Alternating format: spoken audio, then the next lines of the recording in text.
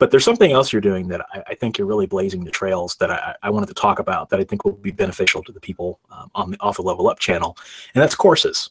Oh, yeah. You have done quite a few courses, and can you tell people about those and why you decided to do courses?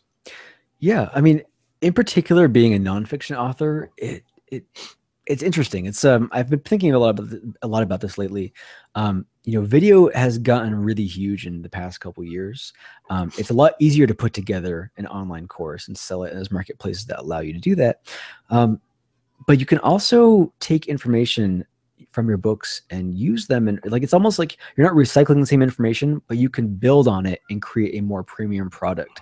Because some people don't want to sit through and read a Kindle book for several hours. Some people respond better to video or audio. Like I do a podcast on freelancing because like I like to talk shop, and that's one way to reach people that I can provide value to them. That there's a specific audience, the people that love podcasts. I'm a huge podcasting nerd. I listen to all the podcasts I can get my hands on. So that's one example of ways you can kind of branch out and reach a different audience. And with online courses, on one hand, you can charge more for them because they are more premium product and they're a multimedia product. So it's like a different level than just a 99-cent ebook. So from that standpoint, you can take what you're working on and create related courses that offer more value. And the courses are cool because they're kind of an organic growing thing. I've got courses up on Udemy right now. There are several other platforms, and I have other things I'm experimenting with.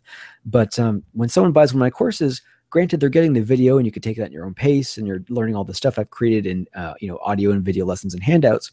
But they also have access to a direct feed to me. So like people can message me, they can post in the discussions and network with other students. And it creates almost like a little sub community where everyone's learning together and you can ask questions. And I try to add more videos as I go and expand and grow the courses. So if students say, I want to learn more about this, or you didn't cover this as much as I would like to hear about it, I'll go, okay, cool. Let me put together a lesson and I'll add videos to it. So there's definitely a good value in like expanding beyond books into other formats and platforms where you don't necessarily have to create all new content, but you can create complementary content, especially if you're a nonfiction author and you're doing a series of books. If you're writing in a particular niche, it just makes sense to offer a more premium product on top of that, where you can make more income.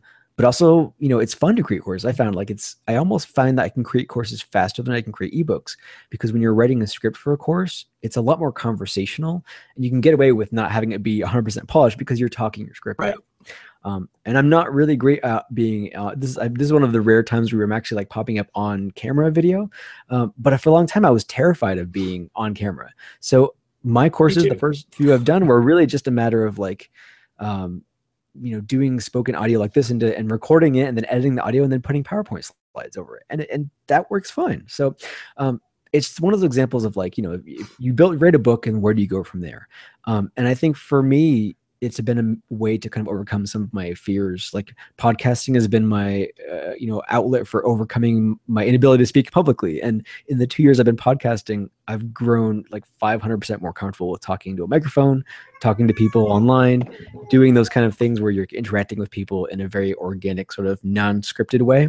And that's benefited me elsewhere in terms of like speaking with people and the way I've interacted with people and then creating courses. So it's interesting to see like how picking up other complementary schools, like other things you can do like online courses or podcasting, can really play into building your platform and reaching new people, but also, giving you something to offer beyond books and even like as an upsell within your books. So if you don't, you can do a short book and charge a couple bucks for it. No problem. There are people that are going to buy that, but there's also people that want more. And if you can kind of level up your offerings and provide additional content that's high value in video form, in the form of an online course, you can provide discounts in your books so that people could say, oh, this book is great, but I would like more. Oh, well, I'll get a huge discount if I click on this and get the online course version, which has tons more content. Like, it's an interesting strategy that works pretty well. And I've been seeing a lot of people use it. And I've been trying to experiment more with it in my own world in terms of like creating courses and then creating complementary books that are related and tying them all together in ways that sort of expands what I'm doing on a bigger level.